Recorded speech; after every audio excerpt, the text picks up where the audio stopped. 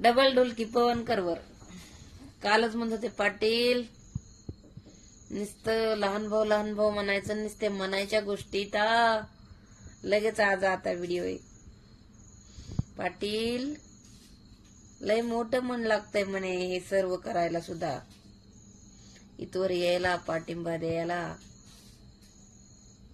जाऊ द्या, मी सांगितल्यापेक्षा तुम्ही स्वतःच ऐका, व्हिडिओ पूर्ण ऐका. सर्वांना जय मला. पवनकरवरचा काल पाटील साहेब आझाद मैदान येथे आले आणि धनगर समाज बांधवांना त्यांनी पाठिंबा सुद्धा दिला.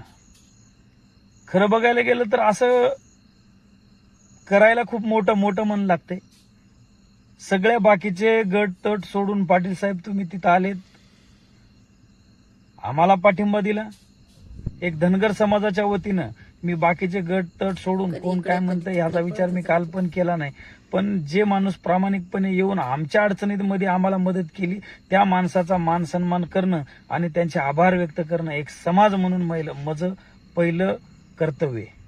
त्याच्यामुळे तुम्ही आलात, आमच्या धनगर समाजाला पाठिंबा द्याला, त्याबद्दल तुमचे आभार. आणि काल तुम्ही येऊन ज्या पद्धतीनं आमच्या धनगर समाजाला ताकद देण्याचं काम केलंय किंवा आरक्षण कशा पद्धतीनं मिळवल्या जाते, काय करावं लागते, हे बरेचसे काही बारकावे तुम्ही सांगितले. सगळीकडेच आणि तुम्ही येऊन गेल्यानंतर मग बऱ्याच लोकांचे मला फोन आले की बाबा जरांगे पाटील येऊन गेले, हाके सर का आले नाहीत, तुझे हाके सर कधी येणार आहेत, काय येणार आहेत, असे बरेच लोकांचे फोन आले.